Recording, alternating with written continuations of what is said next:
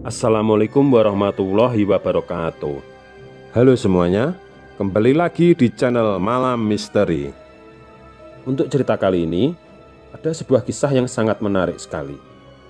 Sebuah cerita dengan judul Misteri Tumbal yang Tertukar.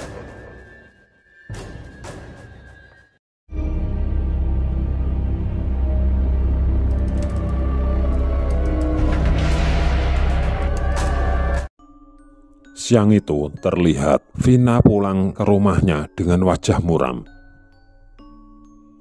Ia merasa muak, terus berpura-pura baik kepada semua orang yang dulu menghinanya. Ingin sekali ia memaki mereka dan melemparkan uang ke muka mereka dengan kata-kata pedas. Namun semua itu terpaksa Vina tahan, karena Dhani tidak ingin jika mereka dipandang sebagai orang kaya yang sombong dan kemudian menimbulkan kecurigaan pada orang kampung. Dhani sudah mengatakan kepada Vina untuk tetap berpura-pura baik saja, agar tidak ada yang mencari tahu pekerjaan apa sebenarnya yang sedang digeluti oleh Dhani. Vina terus menggerutu sambil mempercepat langkah kakinya menuju rumah. Namun siapa yang menduga saat itu juga ia berpapasan dengan Baron, ayahnya, yang sudah beberapa bulan ini tidak ditemuinya. Meskipun sekarang Vina dan Dhani sudah bergelimang harta, mereka tetap tidak pernah berani menginjakkan kaki ke rumah Baron lagi. Itu karena Vina sudah diusir telak oleh Baron saat memilih Dhani sebagai suaminya dan melawan ayah kandungnya sendiri. Ayah mau kemana?" tanya Vina dan tersenyum kaku kepada Baron. Ia juga mengulurkan tangan berharap Baron akan menyambutnya agar ia bisa menyalimi dan mencium punggung tangan ayahnya itu. "Sudah senang hidupmu kau sekarang, Vina." Tapi hati kecil bapak terus saja gelisah ketika membayangkan semua yang didapatkan oleh suamimu itu dari cara yang tidak halal. Ungkap Baron langsung kepada pokok permasalahannya. "Apa maksud bapak bicara seperti itu?" tanya Vina yang tidak mengerti dengan maksud ucapan Baron itu. Sejenak Baron terdiam, namun kemudian dia berkata, "Mungkin kau tahu apa yang dilakukan suamimu. Apa kau tahu pekerjaan apa yang dia lakukan di kota?" Mendengar perkataan ayahnya itu, Vina langsung menyaut, "Dari mana bapak tahu kalau Bang Dhani bekerja di kota? Dia di kota bekerja dengan teman-temannya dalam sebuah pembangunan proyek besar milik anggota dewan." Mendengar hal itu, Baron hanya tersenyum kecut. Vina, semua orang kampung ini membicarakan pekerjaan suamimu. Pekerjaan suamimu itu masih menjadi tanda tanya besar bagi semua orang. Mana ada pekerja proyek yang bisa kaya dalam waktu 3 bulan seperti kalian? Jangan bermain dengan hal yang musyrik dan haram. Ingat nak, azab Allah itu nyata, terang Baron kepada anak sematawayangnya itu. Meskipun ia marah kepada Vina, akan tetapi tidak bisa didustai bahwa rasa sayangnya kepada Vina sangatlah luas. "Ayah, cukup ya. Ayah sudah keterlaluan menghina kami. Selama ini aku diam saja setiap kali ayah menghina keluargaku dan juga suamiku. Bahkan tidak sekalipun ayah datang mengulurkan tangan untuk membantu kami saat kami sekeluarga dalam kesusahan. Cucu bapak yang 2 orang itu sampai pernah gak makan 2 hari. Apa ayah peduli? Sekarang ayah bicara sama aku hanya untuk memfitnah suamiku sudah melakukan pekerjaan kotor." Cecar Vina dengan nada kecewa dan bulir-bulir bening berhasil jatuh dari sudut matanya. "Bukan memfitnah nak. Sudah banyak yang menyelidiki pekerjaan suamimu itu di kota. Bahkan orang kampung sini bukannya tidak ada yang bekerja sebagai kontraktor dan bekerja proyek. Tapi tidak sekilat Dhani itu mereka menjadi kaya," bantah Baron yang memang tidak ada maksud untuk memfitnah menantunya Dhani. "Jadi kalau nggak fitnah ini namanya apa ya?" "Ayah hanya berusaha mengingatkan kamu, Vina. Bagaimanapun juga, kau masih darah dagingku dan juga keturunanku. Ayah gak mau kalau kau menanggung akibat dari perbuatan buruk suamimu itu kelak. Halah, sekarang saja Bapak bisa bilang aku darah daging Bapak. Kemarin-kemarin Bapak kemana saja? Sampai ibu pun ayah larang untuk bertemu denganku, apalagi mengantarkan lauk untuk anak-anakku yang kelaparan. Tegas Vina yang masih ingat saat semua hal itu terjadi. Baron hanya menggelengkan kepalanya mendengar ucapan Vina itu. Sejak masih kecil hingga sebelum mengenal Dani, Vina adalah gadis kebanggaannya dan tidak pernah sekalipun bicara padanya dengan meninggikan suara. Namun kali ini Vina sudah berani membentak Baron hanya karena Baron memperingatinya dan menasihatinya. Vina tidak terima karena ia merasa ayahnya itu hanya sirik kepada keluarganya yang sekarang sudah menjadi kaya raya. Terserah kamu saja kalau begitu, Vina. Ayah hanya mengingatkan kau akan semua hal yang datang secara instan itu tidak akan bertahan lama. Apalagi jika sudah berani bersekutu dengan iblis. Ucap Baron dan melanjutkan langkahnya meninggalkan Vina yang masih terlihat sangat dongkol. Sampai di rumah, Dani menatap Vina dengan wajah heran. "Kamu kenapa sayang?" tanya Dani kepada Vina dengan tatapan heran. "Tadi aku ketemu ayah di jalan," jawab Vina dengan nada kesal. "Terus ayahmu minta uang? Kasih saja yang banyak," balas Dani dengan sombong. "Bukan itu bang, tapi ayah bilang kalau kamu kerjanya nggak bener dan uang yang kamu dapat selama ini bisa saja uang haram karena kita mendadak kaya. Jadi ayah bilang kalau bersekutu dengan iblis itu nggak akan bertahan lama," ungkap Vina kepada suaminya dan mengatakan apa yang menjadi bahan pembicaraan mereka tadi. "Apa? Berani sekali ayahmu itu menghina dan memfitnahku," seru Dani dengan suara tinggi dan amarah yang menggelegar. "Ayah mungkin hanya takut kalau kita salah jalan, Mas," bela Vina langsung karena takut Dani akan semakin murka pada ayahnya. Sementara Dani hanya diam saja dan masuk ke dalam rumah dengan wajah kesal. "Lihat saja nanti Baron, kau yang selama ini meremehkan aku akan berlutut di kakiku agar lepas dari kematian," kata Dani dalam hatinya. Di malam harinya, sebelum tidur, Vina menyempatkan diri untuk mengobrol dengan Dani. "Bang, aku kok kepikiran terus sama yang dibilang ayahku tadi ya?" tanya Vina kepada suaminya yang tampak asik bermain ponsel. "Soal apa lagi, Vina?" Dani justru balik bertanya tanpa menoleh sedikit pun kepada istrinya itu. Sesungguhnya, Vina sendiri memang merasa ada yang janggal dengan Dani. Selama beberapa bulan belakangan ini, apalagi sejak mereka sudah membangun rumah seperti istana di kampung ini, Dani membuat satu kamar super mewah di tingkat atas yang awalnya Vina mengira itu akan menjadikan kamar utama mereka. Namun ternyata dugaan Vina salah besar. Kamar utama mereka justru tidak jauh beda dengan kamar kedua anak-anak yang sekarang ini juga selalu tampak aneh. Dani menjadikan kamar yang besar dan mewah itu sebagai ruang kerjanya. Namun Vina merasa heran kenapa di ruang kerja juga disediakan ranjang yang besar dan terbaik. Lalu beberapa sesajen selalu ada di dalam kamar itu. Meski Vina tidak pernah masuk ke dalamnya, ia selalu mencium aroma dupa dari kamar itu. Beberapa kali dalam sebulan, Dani juga akan tidur di dalam kamar itu dan terkadang Vina mendengar suara desisan seperti suara desis ular. Tentu saja Vina tidak berani bertanya tentang semua itu kepada Dani. Karena sejak semula, Dani sudah memberikannya peringatan keras. Jangan sekali-kali masuk ke ruang itu. Ayahmu itu dari dulu memang selalu benci dan gak suka sama aku, Vina.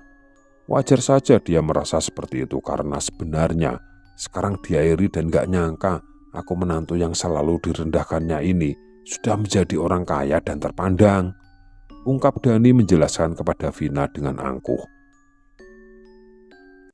Aku tahu sebenarnya ayah gak ada maksud seperti itu, Bang. Hanya saja memang dulu kita gak pernah mau dengerin kata ayahku, bantah Vina yang masih membela orang tuanya. Kok bela saja terus ayahmu itu?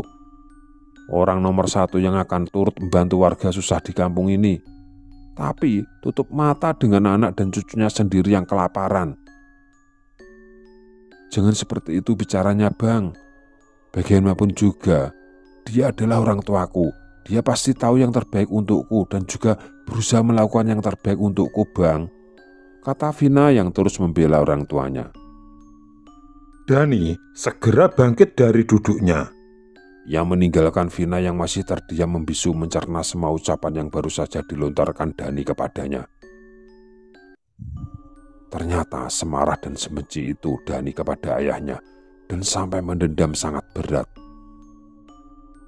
Vina tidak menyadari bahwa Dani akan bicara seperti itu padanya. Padahal selama ini mereka tidak pernah saling meninggikan suara saat berbicara.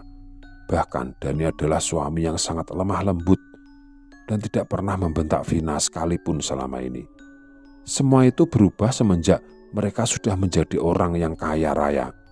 Perlahan semuanya tidak lagi sama seperti dulu. Tidak ada lagi makan sepiring berdua seperti yang dulu sering mereka lakukan. Tidak ada lagi kata-kata sayang dan menguatkan yang Dani katakan pada Vina. Bahkan Dani hanya menjalankan kewajibannya sebagai seorang suami di atas ranjang kepada Vina sebanyak 1 kali dalam sebulan. Terkadang pun tidak ada, karena ia selalu beralasan lelah dan mengantuk tiap kali Vina bertanya mengapa Dani tidak lagi rewel seperti dulu yang meminta jatah bisa setiap malam. Sebagai seorang istri dan wanita yang masih sangat muda, tentu saja Vina juga merasa kesepian dan butuh sentuhan suaminya. Namun, semua seakan jauh dari jangkauannya. Ketika Dani tak lagi sering menghabiskan waktu bersamanya, Dani lebih sering masuk ke ruang kerjanya dan berlama-lama di sana. Terkadang ia juga mendengar suara seorang perempuan yang bercanda dan tertawa bersama Dani di dalam kamar itu.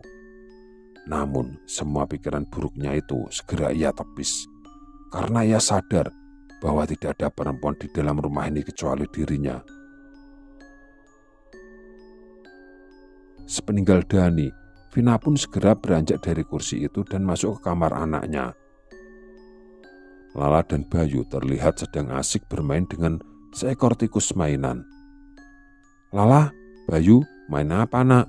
tanya Vina berbahasa basi kepada kedua anaknya. "Main sama makanan, Bu," jawab Lala dengan polosnya. "Makanan? Ini?" tanya Vina heran dan menunjuk tikus karet yang ada di lantai. "Iya, jangan diambil ya, Bu. Itu untuk makan malam Lala nanti, dikasih sama tante," Lala kembali berkata dengan nada cadelnya. Namun ucapannya itu tentu saja membuat Vina bergidik ngeri. Dan kali ini ia mencoba bicara kepada Bayu. Vina yakin anak sulungnya itu lebih tahu apa yang dimaksud oleh anak bungsunya itu. Jadi ia mencoba mendekati Bayu dan mengelus kepala putranya dengan lembut. "Jangan pegang kepala Bayu, Bu," cegah Bayu dan menatap tajam ke arah Vina. Terus terang saja, Vina bergidik ngeri mendapat tatapan dari Bayu yang seperti itu. Kenapa, Nak?" tanya Vina dengan gugup. "Kepala adalah tempat untuk meletakkan mahkota kekuasaan. Jadi tidak boleh sembarangan disentuh. Itu bisa menurunkan harga diri," jawab Bayu dengan tegas dan matanya masih nyalang menatap ke arah Vina. Vina menegak ludah dengan susah payah mendengar ucapan Bayu yang menurutnya sangat di luar nalar dan logika anak seusianya. Vina berpikir dari mana anaknya bisa tahu hal seperti itu. Sementara selama ini dia selalu memantau mereka ketika guru-guru yang disewa untuk mengajari mereka tidak ada hal yang aneh dan semua yang dipelajari sesuai dengan konsep dan juga pelajaran untuk anak seusia mereka masing-masing. "Sayang, kalian sudah makan belum?" "Ibu sudah bikin ayam semur pakai kentang tuh," tanya Vina menawari Bayu untuk makan. "Aku sudah makan kenyang kemarin, Bu. Gak lapar lagi dalam 2 atau 3 hari ke depan." Memangnya kamu makan apa kok bisa kenyangnya sampai berhari-hari? Ibu gak lihat kamu makan apapun kemarin? Ada bu, aku dan Lala makan bareng sama bapak juga. Kemarin bapak bawa lauk besar dan kami makan sampai kenyang. Nanti kalau kami tidur gak usah dibangunin bu, atau nanti tubuh kami jadi lemah dan mudah diserang orang, ungkap Bayu lagi semakin membuat Vina bingung. Vina berpikir mungkin saja Bayu bicara seperti itu karena sudah terlalu terpengaruh dengan game di HP yang sering berisi hal-hal horor. Vina masih mencoba berpikir positif. Ia tidak ingin berpikir yang buruk-buruk tentang kedua anaknya. Lala, kamu mau puding buah naga enggak? Ibu tadi bikin banyak loh. Vina mulai menawari Lala. Lala enggak suka itu. Lala hanya suka makan daging kelinci dan juga daging tikus ini, jawab Lala dan menunjukkan tikus mainan tadi kepada Vina. Lala, jangan bicara sembarangan sama ibu. Ingat pesan ayah dan tante, tegur Bayu kepada adiknya. Ya bang, maafin Lala, saut Lala dengan penuh sesal. Mendengar teguran Bayu kepada Lala, Vina kembali dirundung perasaan ngeri. Dan Vina seperti orang asing di dalam rumah ini yang tidak tahu apa-apa. Kenapa anak-anak dan suaminya seperti menyimpan banyak rahasia dari dirinya? Apakah memang Vina tidak berhak tahu tentang semua hal yang menyangkut dengan anak dan suaminya? Ia mulai merasa terasing di rumah dan keluarganya sendiri. Di dalam hatinya yang terdalam, Vina mulai merasa sedih dan kecewa. Apalagi setiap saat anaknya yang bernama Lala itu mengatakan tante dan tante. Siapa sebenarnya yang mereka panggil dengan nama tante? Apakah ada wanita lain di dalam rumah ini? Atau mungkin ada yang diam-diam sering datang dan bertemu dengan kedua anak-anaknya? Vina berpikir bahwa ia harus mencari tahu segalanya. Rahasia apa yang sebenarnya sedang kamu sembunyikan dari aku, Bang? Gumam Ratna dan perlahan pergi meninggalkan kedua anaknya yang masih sibuk bermain. Kamu dari mana saja? Aku cari-cari kok nggak ada. Tanya Dani dengan marah yang tampak jelas di wajahnya. Aku habis lihatin Lala dan Bayu di dalam kamar mereka, Bang. Memangnya ada apa?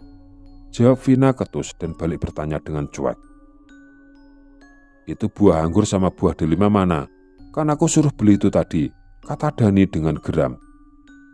Aku lupa kalau buah anggur, tapi buah delima nggak ada tadi di depan gang itu, Bang. Memangnya kamu nggak coba cari di toko buah lain? Kok beli anggur saja bisa lupa? Memang dasar nggak becus kamu itu. Sudah dikasih hidup mewah dan enak, sekarang malah malas-malasan dan nggak becus. Umpat Dani semakin bicara dengan nada kasar kepada Vina. Kamu kenapa sih, Bang? Sekarang kamu berubah sekali. Perlu dipanggilkan Pak Ustadz nih kayaknya, seru Vina. Mendengar hal itu, mata Dani langsung melotot dan kedua tangannya refleks melingkar di leher Vina. Berani kamu mengundang ahli agama dan melantunkan ayat-ayat suci di rumah ini, maka hidupmu akan berakhir. Atau aku akan mulainya dari kedua orang tua yang kau sayang itu. Ujar Dani dengan mata memerah dan melotot marah kepada Vina. Aduh, sakit, Bang. Rintih Vina susah payah karena hampir kehabisan napas. Dani melepaskan tangannya dan langsung menyentak tubuh Vina menjauh. Lalu ia pergi meninggalkan Vina yang masih teramat shock dengan sikap suaminya yang benar-benar di luar nalarnya itu. Dari hari ke hari, Vina semakin banyak menemui keanehan di rumahnya. Bahkan dia sempat mendengar kedua anaknya tertawa-tawa bersendagura bersama seorang wanita. Dan ketika dia mengintip lewat lubang kunci, Vina melihat kedua anaknya sedang memeluk ular yang sangat besar. Sementara di dekat mereka ada seorang wanita bergaun putih, rambutnya panjang acak-acakan dan mukanya pucat. Vina langsung menutup mulutnya karena saking kagetnya. Spontan perempuan itu langsung menjerit keras, memanggil Bayu dan Lala. Pintu kamar mereka terbuka dan terlihat Bayu dan Lala berdiri di depannya. "Ada apa, Ma? Kenapa teriak-teriak memanggil kami?" tanya mereka. Vina agak kebingungan. Lantas dengan ragu-ragu perempuan itu masuk ke dalam kamar anaknya. Di dalam kamar anaknya, Vina tidak menemui apapun. Padahal jelas-jelas tadi dia melihat sosok perempuan dan seekor ular yang sangat besar. Selain itu, Vina juga sering bermimpi kalau Bayu dan Lala dililit oleh ular yang sangat besar. Vina tiba-tiba teringat perkataan ayahnya tentang kecurigaannya kepada Dani sebagai pelaku pesugihan. Apa sebaiknya aku menemui ayahku? Karena aku merasakan semakin lama, semakin banyak keanehan di sini, kata Vina dalam hati. Akhirnya perempuan itu memutuskan pergi menemui Baron, sang ayah kandungnya. Sampai di depan rumahnya Baron, dengan ragu-ragu Vina mengetuk pintu. Beberapa saat kemudian, terlihat pintu dibuka oleh seorang pria tengah baya yang tidak lain adalah Baron, sang ayah kandung. "Mau apa kau kemari? Kamu mau pamer kalau suamimu baru membeli mobil baru ya?" tanya Baron sinis. Namun sebenarnya dalam hati kecil lelaki itu sangat rindu dengan Vina, anak semata wayangnya. Vina hanya menunduk mendengar ucapan sang ayah yang sinis dan ketus itu. "Jangan begitu ya, aku kesini untuk keperluan yang sangat penting. Ini menyangkut keselamatan anak-anakku yang tidak lain adalah cucu ayah sendiri." "Apa maksudmu?" tanya Baron dengan heran. "Begini ya, aku merasa sepertinya Bayu dan Lala dalam bahaya." Akhirnya Vina menceritakan semua yang dia alami di rumahnya. Semua keanehan-keanehan dan penampakan-penampakan yang sangat menakutkan. Bahkan mimpinya melihat Bayu dan Lala dililit ular pun juga dia ceritakan kepada Baron. Mendengar hal itu, sejenak Baron menghela napas panjang. Namun kemudian dia berkata, "Aku sudah curiga dengan suamimu itu sudah sejak lama. Bahkan ini tadi sebenarnya aku akan pergi ke rumahmu untuk menjemput Bayu dan Lala. Tapi tadi aku baru bersiap-siap berangkat, kamu sudah datang ke sini. Perlu kamu ketahui Vina, Bayu dan Lala itu akan dijadikan tumbal oleh Dani." Mendengar hal itu, Vina langsung terbelalak. Kemudian dia bertanya, "Benarkah ya? Benarkah yang kau katakan? Dari mana ayah tahu?" tanya Vina beruntun. "Begini Vina, sebenarnya sudah lama ayah meminta bantuan teman ayah yang bernama Mbah Sutejo. Beliau ini masih ada ikatan saudara dengan kakek buyutmu. Dan dalam penerangan beliau, ternyata memang benar Dani itu menempuh pesugihan siluman ular. Tadi malam Mbah Sutejo mengatakan kalau dalam waktu dekat Bayu dan Lala akan ditumbalkan. Maka dari itu, tadi aku sudah bersiap berangkat ke rumahmu untuk menjemput Bayu dan Lala. Tapi ternyata engkau sudah ada di sini. Lantas, sekarang apa yang harus kita lakukan ya?" tanya Vina kepada Baron. "Begini saja, ini tadi ayah sudah janjian dengan Mbah Sutejo kalau sebentar lagi beliau akan datang ke sini. Nanti kita bertiga ke rumahmu dan kita jemput paksa Bayu dan Lala." Vina hanya terdiam dan menunduk mendengar penjelasan ayahnya. Apa nanti Bayu dan Lala mau jika dijemput? Selain itu, pasti Dani tidak akan tinggal diam jika kedua anak mereka dijemput paksa oleh Baron, sang mertua yang sangat dibenci oleh Dani. Beberapa saat kemudian datanglah seorang lelaki yang usianya sudah cukup tua, namun gerak-geriknya masih tegas dan lincah. Lelaki tua yang tidak lain adalah Mbah Sutejo ini, tanpa menunggu lebih lama lagi, langsung mengajak mereka berangkat menuju ke rumahnya Vina. Namun begitu sampai di rumahnya Vina, mereka semua sangat terkejut sekali. Mereka melihat ada banyak orang berkumpul di rumahnya. Dan selain itu, Di situ juga ada bendera kematian. Siapa ini yang meninggal? Batin Vina dalam hati. Vina langsung berlari menuju rumahnya dan begitu sampai di ruang tamu, dia sangat terkejut. Vina mendapati Bayu sudah terbaring dengan dibungkus kain kafan. Vina pun menangis keras-kerasnya melihat anaknya terbujur kaku. Orang-orang di sekitarnya pun langsung mengelus-ngelus pundak dan punggung Vina, mencoba menghibur dan menenangkan psikologis orang itu. Menurut orang-orang di sekitarnya, Bayu meninggal karena digigit ular. Vina tidak henti-hentinya menangisi Bayu.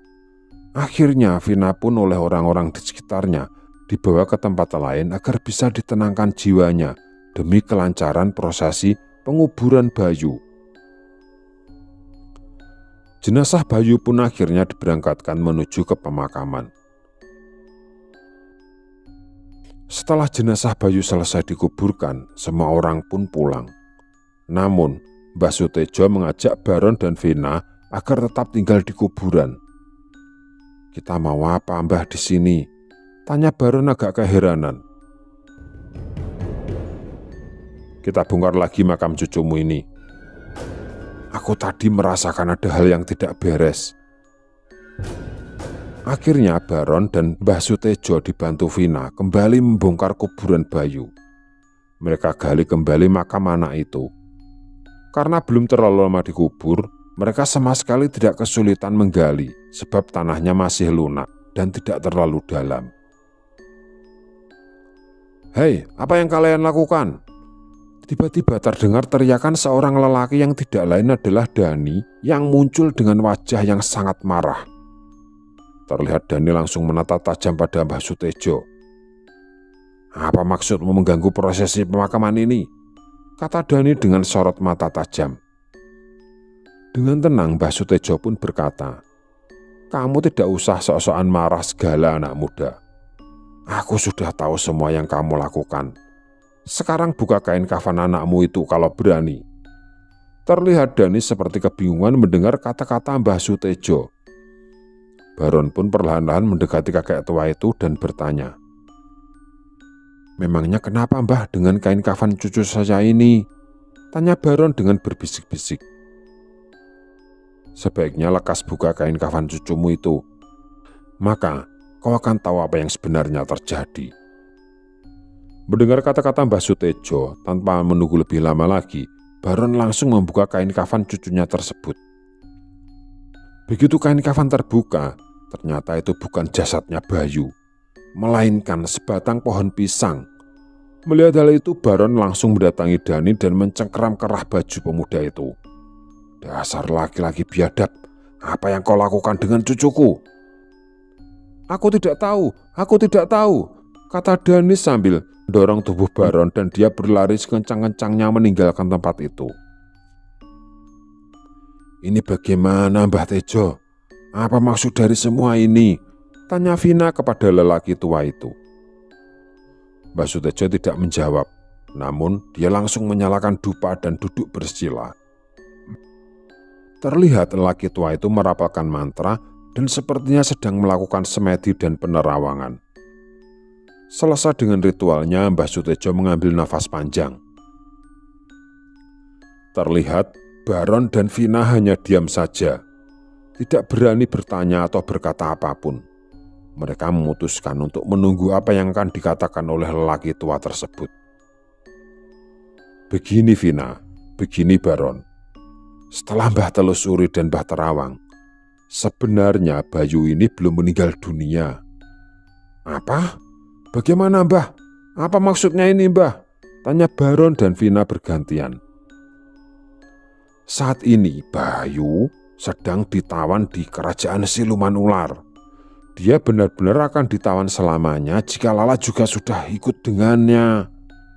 Maka dari itu, kita harus menyelamatkan Lala, jangan sampai dia turut serta menjadi tumbal. Karena jika kedua anak ini sudah berkumpul di kerajaan siluman, maka mereka tidak akan bisa kembali lagi." Vina langsung berlutut di hadapan Mbah Sutejo. Dia memohon agar Bayu lekas diselamatkan dan Lala sebisa mungkin dilindungi. Tidak ketinggalan Baron, lelaki itu juga duduk bersimpuh di hadapan Mbah Sutejo memohon keselamatan kedua cucunya. Tolonglah kami, Mbah, selamatkanlah kedua anak itu. Kami rela melakukan apapun, yang penting mereka berdua bisa selamat, kata Baron dan Vina. Mendengar ucapan kedua orang itu, Mbah Sutejo langsung berkata, kalau begitu, kita jangan buang-buang waktu. Lekas kita ke rumahnya Dani dan kita jemput paksa Lala. Dok, Baron dan Vina langsung tersentak. Mereka baru ingat kalau tujuan awal mereka tadi sebenarnya ingin menjemput Lala. Namun terlupakan karena peristiwa kejadian yang menimpa Bayu. Mereka bertiga langsung menuju rumahnya Dani. Ketika sudah sampai di rumahnya Dani, terlihat sebuah mobil keluar dari rumah itu. Ketika mobilnya Baron bersimpangan dengan mobilnya Dani, Vina sempat melihat Lala ada di dalam mobil pria tersebut. Yah, lihat, itu Lala ada di dalam mobilnya Mas Dani ya, kita putar balik ya, teriak Vina kepada Baron. Tanpa diperintah 2 kali, Baron pun langsung memutar balik dan mengejar mobilnya Dani. Merasa ada yang mengikutinya, Dani pun langsung mempercepat laju mobilnya. Terjadilah kejar-kejaran antara Baron dan menantunya. Sampai akhirnya mobilnya Dani terhenti karena jalan yang dia lewati terhalang sebuah acara pesta pernikahan. Tanpa menunggu lebih lama lagi, Baron dan Vina dan juga Mbah Sutejo langsung turun dari mobil dan berlari menuju mobilnya Dani. Terjadi perdebatan sengit di antara mereka, sampai akhirnya Baron membuka paksa pintu mobilnya Dani. Vina langsung menggendong Lala dan membawanya ke mobilnya Baron. Ketiga orang itu langsung melarikan Lala, meninggalkan Dani yang hanya bisa berdiam sendirian. Mbah Sutejo menyarankan kepada Baron untuk sementara waktu Lala dan Vina harus tinggal di rumahnya. Ya Mbah, enggak apa-apa. Lala dan Vina ada di rumah Mbah. Bahkan saya sendiri pun juga akan ikut serta berada di rumah sampean Mbah, menjaga Vina dan Lala. Sampai di rumah Mbah Sutejo, mereka mulai menyusun rencana. Begini Vina, begini Baron, nanti malam saya akan bersemedi untuk melakukan negosiasi dengan si Ratu Ular itu. Dan di malam Jumat yang akan datang, saya akan memancing agar sang Ratu Ular itu membawa Bayu. Dan saya akan berpura-pura menjadikan Lala dan kamu Vina sebagai pengganti Bayu. Tapi kamu tidak perlu khawatir. Sebelum kita melakukan hal itu, kamu harus berpuasa selama 3 hari. Dan nanti malam, Lala akan saya mandikan kembang 7 rupa. Hal ini harus dilakukan supaya sang Ratu Siluman itu tidak bisa membawa kalian. Selain ritual tersebut, saya juga akan memagari rumah ini dengan pagar gaib. Nanti jika sang Ratu Siluman itu datang, akan saya buka pagar tersebut. Dan jika Bayu sudah ada di tangan kita, maka pagar gaibnya akan kita tutup. Ya Mbah, saya menurut saja. Yang penting kedua anak saya bisa selamat. Bahkan nyawa saya pun akan saya persembahkan agar bisa menolong Bayu dan Lala Mbah. Saya mohon Mbah, kata Vina dengan penuh harap. Di malam harinya, Mbah Sutejo bersemedi dan sukmanya terbang menuju kediaman Ratu Siluman Ular. Di situ Mbah Sutejo memohon kepada sang ratu agar diizinkan menukar Bayu dengan tumbal Vina dan Lala. Dan ternyata sang Ratu Siluman menyetujui permintaan Mbah Sutejo. Pada malam Jumat Kliwon, kembali Mbah Sutejo melakukan semedi di depan rumahnya. Di belakangnya terlihat Vina dan Baron menunggu dengan tegang. Sementara Lala hanya bengong, tidak tahu apa yang dilakukan orang-orang di sekitarnya itu. Tepat menjelang tengah malam, tiba-tiba terdengar suara gemerincing kereta kuda. Terlihat sebuah kereta kencana berhenti di depan rumahnya Mbah Sutejo. Beberapa saat kemudian, dari dalam kereta kencana itu keluarlah seekor ular yang sangat besar. Vina langsung memegang tangan ayahnya karena ketakutan. Perlahan-lahan ular besar itu lambat laun berubah menjadi sosok wanita cantik yang berpakaian adat Jawa. Wanita cantik yang tidak lain sang ratu ular itu pun berkata kepada seseorang yang ada di dalam kereta, "Bayu, keluarlah cah bagus," kata sang ratu ular. Terlihat seorang anak laki-laki keluar dari kereta kencana yang tidak lain adalah Bayu. Melihat Bayu keluar dari kereta kencana, bergegas Vina hendak menghampiri, namun langsung dicegah oleh Mbah Tejo. "Selamat datang Ratu, izinkan saya melakukan pertukaran tumbal," kata Mbah Tejo kepada Ratu Siluman. Sang Ratu Siluman pun mengangguk, kemudian dia menyuruh Bayu pergi ke ibunya. "Bayu sudah aku berikan, sekarang aku akan mengambil Lala dan ibunya," kata sang ratu. Sang ratu pun menghampiri Vina dan anaknya. Namun ketika siluman cantik itu menyentuh tubuhnya Vina dan Lala, tiba-tiba sang ratu siluman itu menjerit sangat keras dan tangannya seperti terbakar, bahkan tubuhnya sampai terlempar keluar halaman. Begitu tubuh sang ratu terlempar keluar halaman, Mbah Sutejo langsung menutup pagar gaibnya. Sang ratu ular itu pun langsung berdiri dengan sangat marahnya. "Kurang ajar kau Tejo, beraninya mengkhianatiku. Tapi yang jelas aku tidak akan tinggal diam. Mereka semua itu harus ada gantinya." Mbah Sutejo langsung mendekati sang ratu siluman. Namun masih terpisah pagar gaib. "Maafkan saya sang ratu, saya terpaksa melakukan ini karena mereka itu orang-orang yang tidak bersalah. Namun jika sang ratu menghendaki tumbal, silahkan ayah dari anak-anak ini yang menjadi penggantinya, karena dialah sumber dari semua masalah ini. Hanya itu yang bisa saya berikan kepada sang ratu. Terserah sang ratu setuju atau tidak, namun jika sang ratu tidak berkenan, saya siap menanggung semua resikonya. Saya siap berhadapan langsung dengan sang ratu. Silahkan jebol pagar gaib ini kalau bisa. Kalau memang sang ratu nekat melakukan itu, jangan salahkan saya jika tubuh sang ratu akan musnah dan terbakar," kata Mbah Sutejo dengan tegas kepada sang ratu ular itu. Mendengar kata-kata Mbah Sutejo yang tegas dan berwibawa itu, sang ratu siluman yang pada awalnya sangat marah, perlahan-lahan mulai bisa menguasai dirinya. Kemudian dia berkata, Baiklah, aku tidak akan melawanmu lagi. Percuma saja membuang-buang tenaga," kata sang ratu sambil masuk ke dalam kereta kencana dan pergi meninggalkan tempat itu. Sepeninggal sang ratu, Vina dan Baron langsung memeluk Lala dan Bayu. Mereka sangat bahagia sekali. Akhirnya Bayu dan Lala terbebas dari bahaya. "Vina, dengarkan ayah, Nduk," kata Baron kepada Vina. Ya, kata Vina. "Begini, Nduk, kamu sudah menyaksikan semuanya. Jadi sekarang kamu rela atau tidak rela, cinta atau tidak cinta, yang jelas kamu harus merelakan suamimu, karena dialah penyebab dari semua masalah ini." Vina hanya tertunduk mendengar kata-kata ayahnya itu. Hatinya benar-benar sakit menerima kenyataan ini.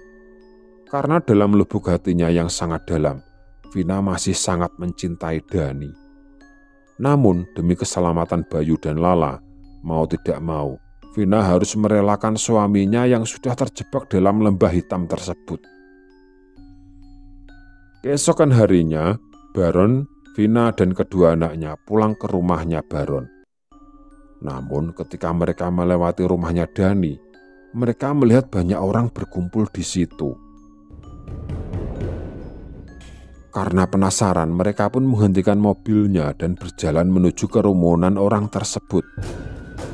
Ternyata di situ terlihat Dani tergeletak dengan kondisi tubuh membiru dan di lehernya ada 2 titik hitam seperti bekas gigitan ular. Ternyata Dani tewas digigit ular berbisa, yang kemungkinan besar itu adalah gigitan sang ratu siluman yang menuntut tumbal pengganti.